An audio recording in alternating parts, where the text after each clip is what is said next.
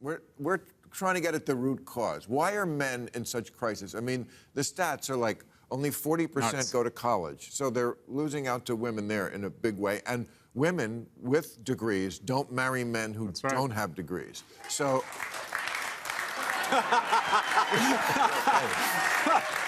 Like, great, you'll be lonely forever, aren't you? Why are you cheering that? That's not. Glad they didn't tell my wife. They don't marry as much, which I think is great, but other people think that's a terrible thing. Okay, people do like a mate, whatever. That's whatever your boat floats by. But there is something going on. I mean, mass shootings is a uniquely male crime. It's always because some dude in Buffalo, you know, had somebody swipe left on him too much.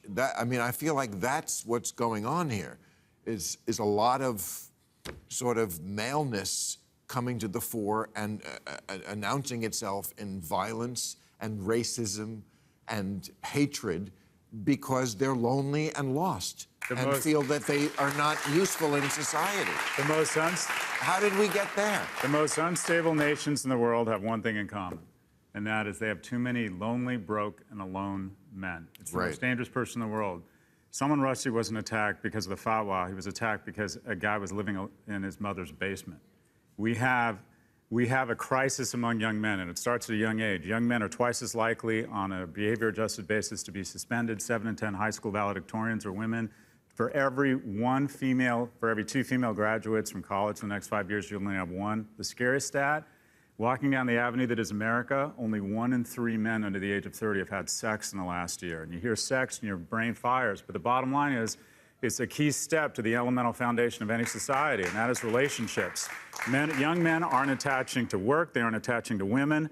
They aren't attaching to schools. We are producing too many of the most dangerous person in society. And we are losing out on a key. We're not going to have kids. We're not going to have a productive society. We're going to have more violence.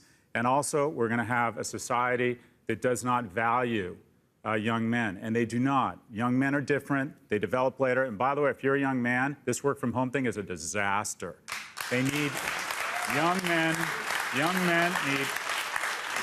need guardrails. They need to know how to read a room. They need to put on a clean shirt. They know not to get high or drink too much during the week and then get into the office the next day.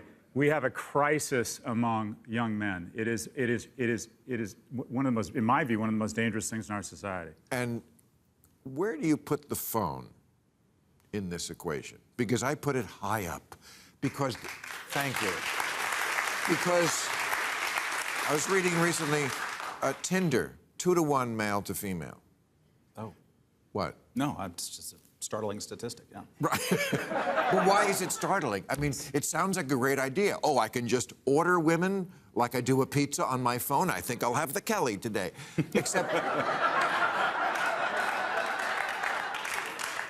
when you go on it, it weeds out the people who aren't the best looking, I think, because, it used to be go to a bar, okay, maybe it was potluck, but you have to be able to learn to 100%. Talk to a woman.